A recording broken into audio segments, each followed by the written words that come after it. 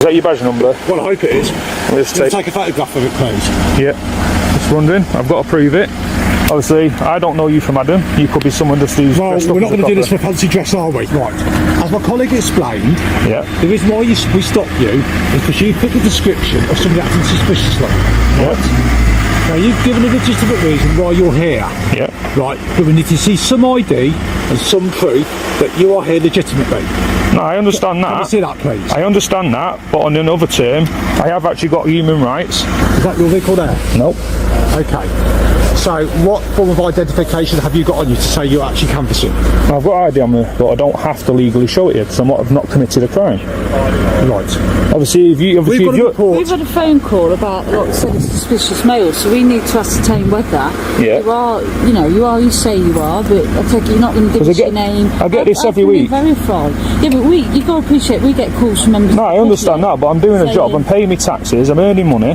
Yeah. I mean, I don't understand. I have not committed a crime. If you were calling us, surely you'd want us to follow it up, wouldn't you? That's why we've been sent here, to follow it up. We want to be rest assured when we leave here today that you're not up to anything. Suspicion based solely on an unclear phone call without tangible evidence of crime does not justify detention or an ID check.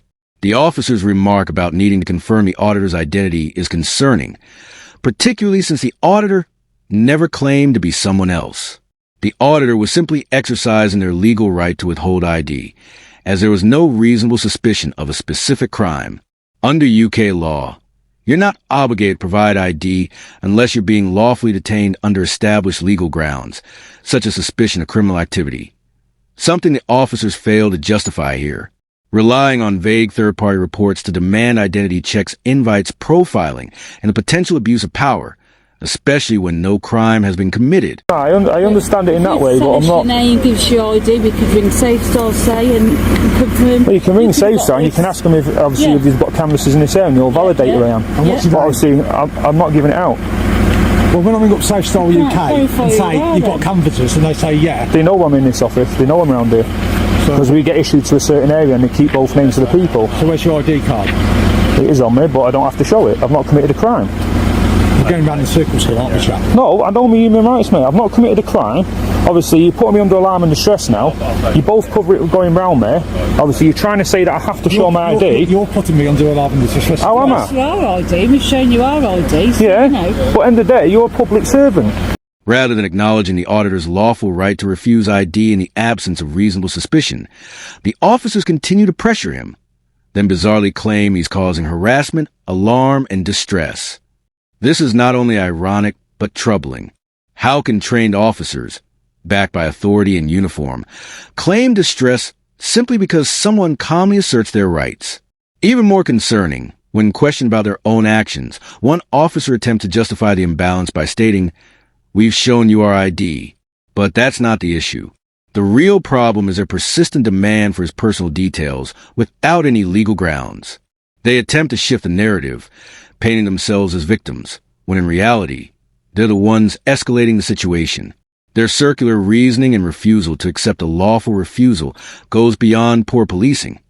It crosses into abusive behavior. Listen, chap, I may be a public servant, but I'm not your servant. No, I didn't say you were my servant, did I? Okay. I said, but if you're walking around with a police uniform, which gives you powers... Stop going on about YouTube. It's like this public servant, okay? I'm not a servant. I'm a police officer, okay? Which means, but you serve the public. I'm a police officer. Right. Okay. Police officer. I'm not a servant. Yeah. So let's get that quite clear before we start. Well, there's no need to get angry, is there? Because now you're putting me under alarm and distress. Now I feel threatened. This officer's comment, "I might be a public servant, but I'm not your servant. I'm not a servant, I'm a police officer," reveals a disturbing sense of entitlement and ego. It completely disregards a fundamental principle of policing. Officers are there to serve the public, not themselves. By making this distinction, the officer exposes an inflated sense of authority and a clear misunderstanding of his duty. What's worse is that this statement isn't made in isolation.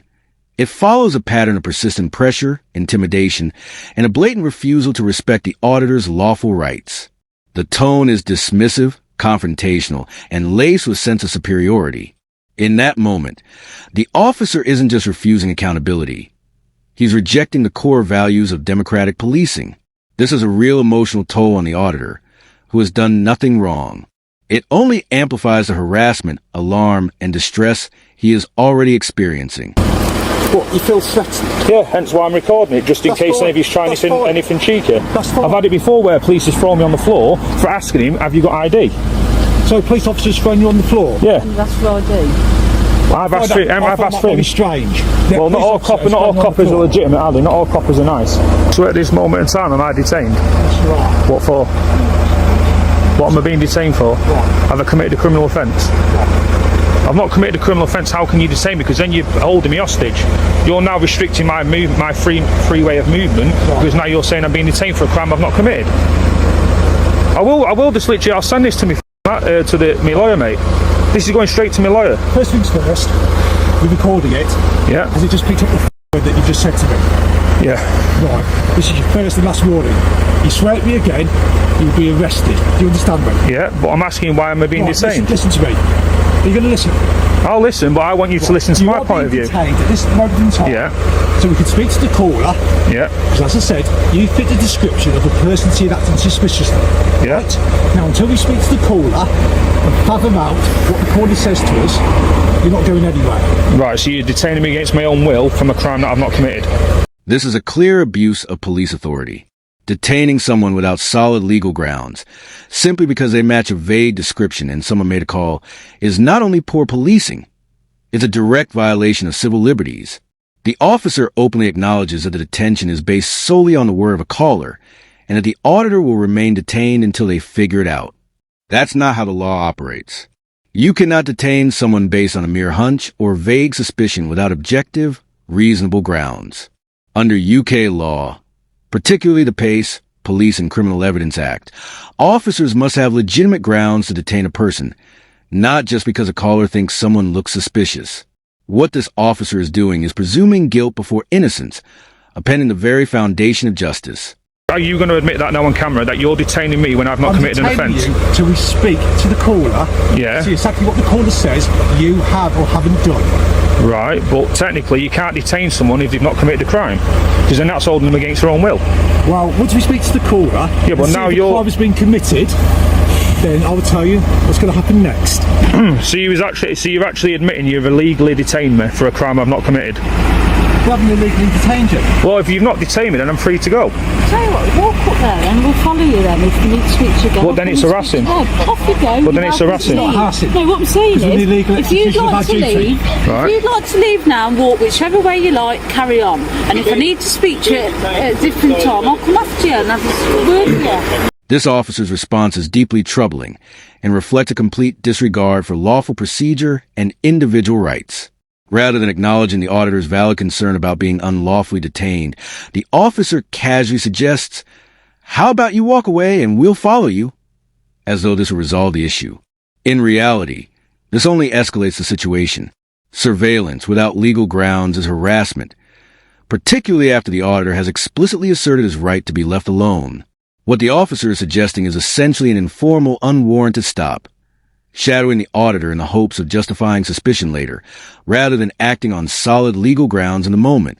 This is a textbook example of policing by intimidation. If the officer lacks a legal basis to detain someone, then following them under the vague pretext of needing to speak again isn't just unreasonable. It's an abuse of power. I'll just put a complaint in. I'll just put a complaint into IPCC. That's fine. That's fine.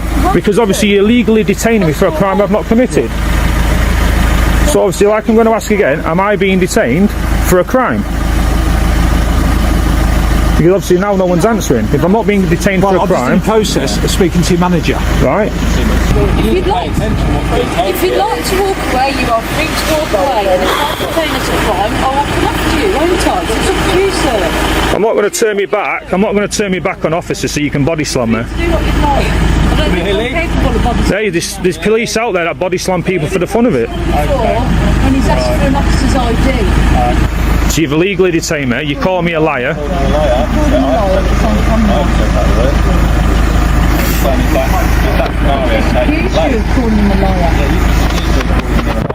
Yeah, but now you've also illegally detained me. So wait until IPC. Why are we going around in circles? Twice I've said, if you'd like to walk away, walk away. Well, just for the camera, have I been committed as a crime? Black trousers, I haven't ascertained that at the moment. Right, so I've not committed a crime, so... Safe stolen UK. Well, you've given me permission to walk away. I'm not, mate. I'm not, mate. Now you're making lies about me.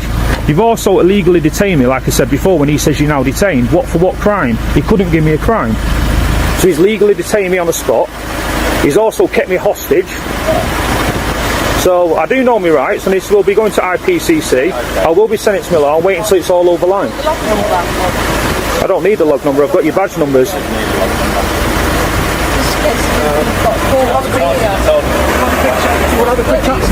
Because I don't trust it. I don't trust the fact I can walk away with you. I've been showing this your ID in the first instance. I don't think it would have taken this long. So when you're talking about being... Yeah, but my right, I don't have to show my ID if I've not committed a crime or I'm on suspicion of crime. I've not committed a crime. I'm working. The officer's comment suggesting that the situation wouldn't have escalated if the auditor had simply identified himself reveals a deeply flawed mindset. It shifts the blame for the officer's own misconduct onto the individual who was merely asserting his rights. The auditor had committed no crime, clearly stated he was working, and explained his legal position. Yet, instead of respecting those facts, the officer treated the auditor's refusal to comply as the real issue. What this shows is an ego problem. The officer couldn't handle being told no, and rather than reassessing the situation lawfully, he doubled down and implied the auditor was responsible for the escalation. This kind of thinking is dangerous. It suggests that non-compliance with an officer's demands is ground for detention or further escalation, which is a troubling mindset for any law enforcement officer to have. Working's committing a crime, I'll just go and join benefits. You could have ascertained your work 10 minutes ago and you could have gone on your way then, couldn't you? So we'll have to go so we don't body take the slam. log. So we don't body slam. Before you get that urge. Yeah. Okay. So, that's what I said.